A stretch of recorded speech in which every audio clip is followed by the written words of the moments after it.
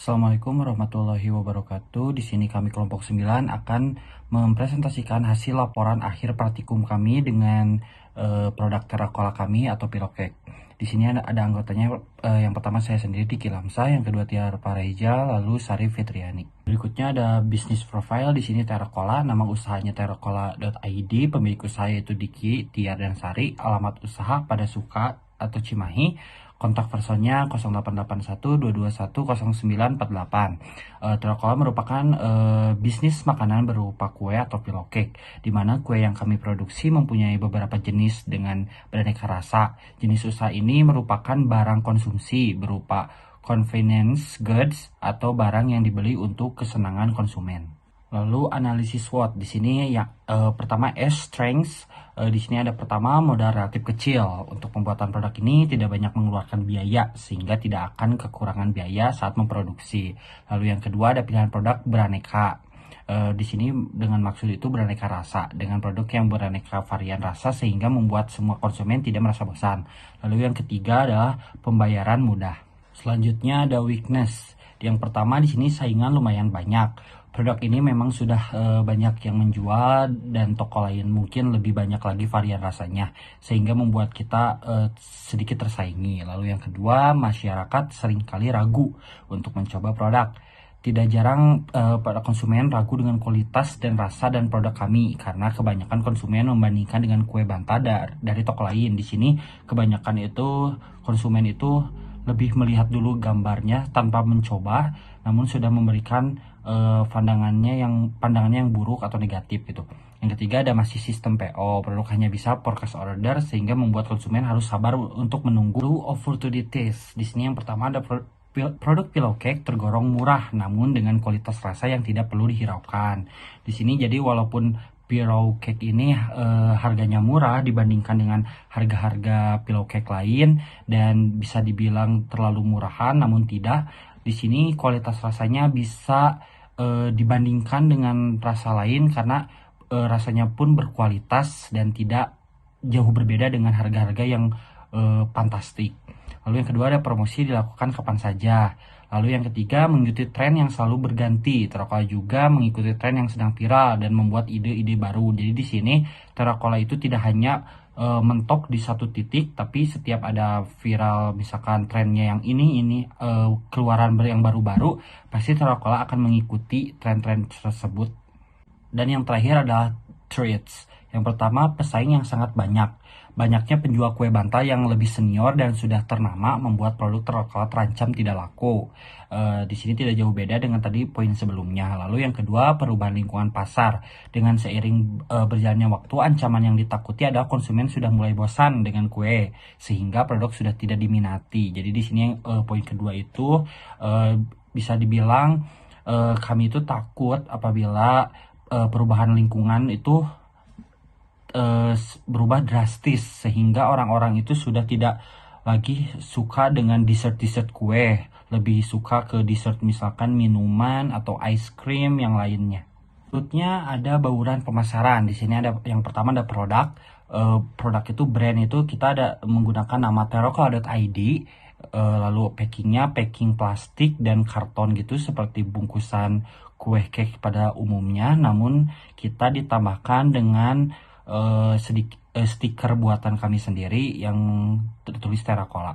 Lalu ada kualitinya tanpa bahan pengawet. Di sini produk kami tidak memakai bahan pengawet apapun sehingga produk kami itu benar-benar real rasanya dan lebih enak.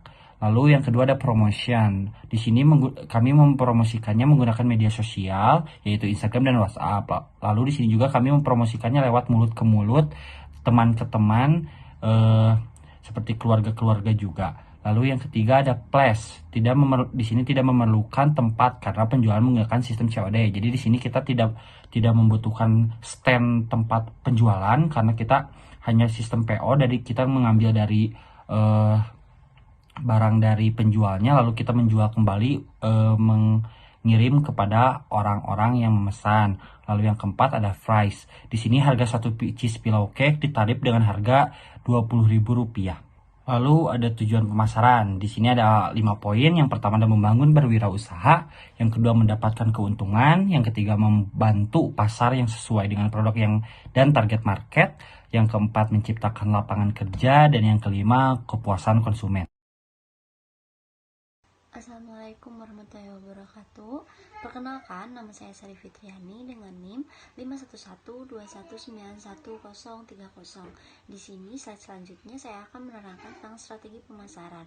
Nah, untuk poin yang pertama, produk dalam usaha kami selalu menjadi tren dan mengikuti perkembangan zaman. Dan yang kedua, desain produk dan kemasan kami selalu yang menarik konsumen. Dan selanjutnya, kami selalu fokus dalam satu produk, yaitu pillow cake itu sendiri. Dan yang selanjutnya, kami selalu menomorsatukan customer satisfaction. Dan lalu media pemasaran di UMKM yang kami dirikan ini yaitu masih dalam Instagram dan WhatsApp. Nah, selanjutnya ada strategi inti pemasaran. Nah, yang pertama ada segmenting. Dari segi geografis, target dalam perusahaan ini yaitu wilayah Bandung dan Cimahi, karena produk yang kita kelola ini tidak menggunakan pengawet, sehingga kita belum mengambil risiko terlalu besar untuk menjaga kualitas dari produk ini. Nah, dan yang kedua, segi demografis. Pasar kami tertuju pada laki-laki dan perempuan dengan kalangan mahasiswa, kerabat, keluarga, masyarakat, atau lingkungan sekitar. Dan untuk segi psikografisnya, orang-orang yang menyukai makanan dessert. Untuk selanjutnya ada targeting. Dalam usaha kami menentukan target minimal 20 pieces dalam seminggu, karena kami menggunakan sistem PO setiap Sabtu dan Minggu dengan berbagai kalangan, yaitu kalangan menengah ke bawah maupun kalangan menengah ke atas. Selanjutnya ada positioning. Nah, untuk memudahkan memperkenalkan produk atau memasarkan produk ini ke masyarakat yang luas tentang pillow cake ini, kami merencanakan pemasaran melalui WhatsApp, Instagram, serta mulut ke mulut melalui kerabat, teman-teman mahasiswa, dan keluarga. Karena cara ini merupakan media promosi yang lebih murah, efektif, serta efisien. Untuk memenuhi customer satisfaction, kami memerlukan pelayanan yang ramah tentunya terhadap konsumen, agar konsumen nyaman dalam melakukan jual beli terhadap kami. Yang kedua, fast respon dalam memberikan feedback ataupun pertanyaan-pertanyaan dari konsumen mengenai produk kami. Menjaga kualitas dan produk yang dijual agar berkualitas baik dan aman untuk dikonsumsi. Dan yang selanjutnya, menetapkan harga yang wajar tergantung atau sesuai dengan harga dan produknya.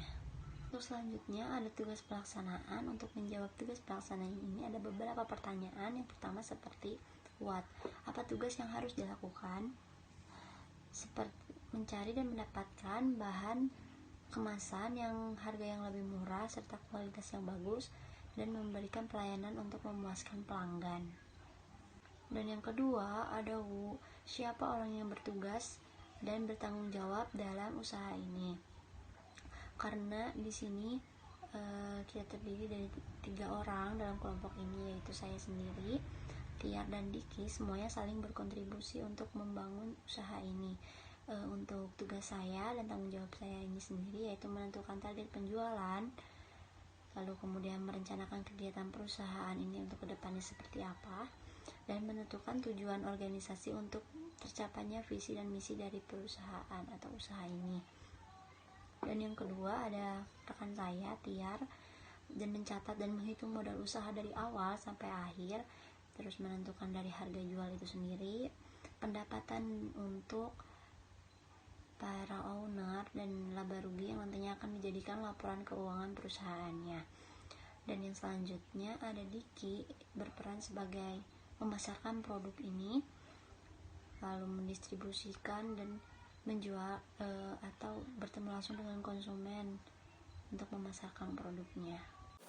Oke, baik. Assalamualaikum warahmatullahi wabarakatuh. Perkenalkan di sini nama saya Tiar Fareza dengan NIM belakang 027. Di sini saya akan meneruskan presentasi yang tadi telah dilakukan oleh rekan saya Sari, ya. Dimana kita masuk ke slide 17, yaitu ada pertanyaan where, jika diperlukan, di mana percobaan pasar akan dilakukan. Jadi lokasi usaha kami terletak di Kota Cimahi. Untuk penjualan produk kami juga melakukannya secara online di Instagram. Jadi ketika kita menerima orderan dari Instagram, lalu kita akan eksekusi ke resellernya, pemilik owner dari pillow cake ini. Udah bagaimana cara melaksanakan tugas tersebut. Ya, tadi saya sudah menjelaskan. Jadi kita memesan produk dari penjual, lalu membuat dan membeli stiker logo Terracola dan packaging untuk produk pillow cake tersebut, seolah-olah ini makanan atau dessert yang dibuat oleh perusahaan kami. Lalu kapan pekerjaan tugas harus dilaksanakan dan harus selesai. Di sini kami telah mencatat beberapa kegiatan ya dari awal periode tugas ini, yaitu waktu 7 Desember di mana kami mendapatkan tugas dari mata kuliah MUMK ini, langsung saja mencari supplier produk dari pillow cake termurah, dan sudah mendapatkannya di teman kami. Diki punya kenalan teman memiliki produk pillow cake yang sangat murah dan bisa dijual. Lalu pada tanggal 10 Desember menyusun laporan tertulis mengenai rencana pemasaran untuk usaha mikro kecil, lalu membuat PowerPoint untuk presentasi yang telah ditugaskan. Realisasinya sudah berlalu. Lalu tanggal 11 membuat akun Instagram untuk berjualan dengan nama terracola.id. Lalu di hari yang sama juga kami langsung memulai berjualan online. Kami mulai memasang feed di Instagram. Tanggal 12 mempersiapkan peralatan dan produk yang akan dijual. Lalu pada tanggal 12 Desember sampai 9 Januari 2022 kemarin, kami di sini berjualan online dan memposting feed maupun Instastory pada setiap harinya di Instagram. Dan itu sudah tercapai. Banyak orderan juga masuk. Lalu di sini kita membuat anggaran pemasaran, di mana untuk satu pillow cake berharga 15.000, terus ada biaya juga packing dan stiker, lalu diakumulasikan menjadi 16.000, sekitar 16.000. Lalu ada biaya fix cost, yaitu kuota internet lah, kita anggap saja di sini 30 hari dengan harga 50.000. Jadi beban internet untuk berjualan di Instagram itu 1.600 per harinya. Nah, masuk ke anggaran pemasaran, harga yang kami jual itu satu unitnya, satu pieces terracola, satu pieces pillow cake seharga Rp20.000.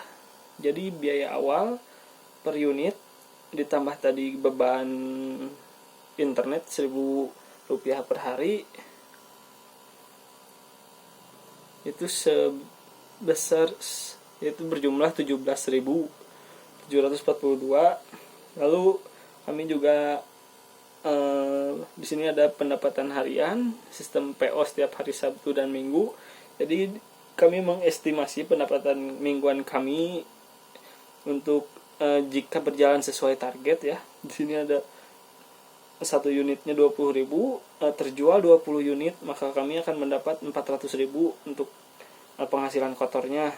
Nah, pendapatan selama 5 minggu jika target terus tercapai, kan berjumlah dikali 5 kali ya, yang berjumlah Rp2.000.000 jika target tercapai, tidak melebihi ataupun tidak kurang dari target. Untuk selanjutnya, metode pengawasan kegiatan penjualan, di sini kami pada minggu pertama menjual pillow cake. Di sini kami menjual 4 varian rasa pillow cake ya, ada rasa pandan, coconut, pillow cake peanut caramel, pillow cake vanilla coklat, dan pillow cake tiramisu. Dan semuanya di tiap minggu itu selalu ada orderan, walaupun kadang mencapai target, kadang di atas target. Tapi yang lebih penting di sini ketika kita tidak mencapai target, kita menyadari bahwa kurangnya promosi kepada konsumen, kurangnya waktu dari anggota kelompok juga untuk mengambil produk. Terus juga cuaca hujan dari pertengahan Desember kemarin ya sampai tahun baru. Terus evaluasi yang kami lakukan yaitu lebih sering upload di sosmed untuk memperkenalkan produk, membawa lebih banyak lagi ke tempat kerja untuk mempromosikannya. Seperti itu. Target penjualan di sini 20 bungkus setiap minggunya. Dan minggu pertama itu kami belum mencapai target ya karena mungkin masih sibuk atau kurang. Terus minggu kedua alhamdulillah mencapai target lebih dari 2 pieces dan seterusnya. Dan total yang terjual sampai periode terakhir minggu kelima kemarin berjumlah 98 pillow cake. Lalu di sini kami telah membuat laporan laba rugi dari terakola.id pada periode 7 Desember sampai 9 Januari 2022, di mana kami mencatat penjualan 98 pillow cake. Artinya di sini kami telah mendapatkan Rp1.960.000 dari harga pokok penjualannya di sini 15.000, Rp1.470.000. Nah, laba kotor yang kami terima adalah Rp385.000. Tetapi ada beban packing dan stiker 1075, 98 stiker juga telah kami tempel dan itu seharga Rp105.000.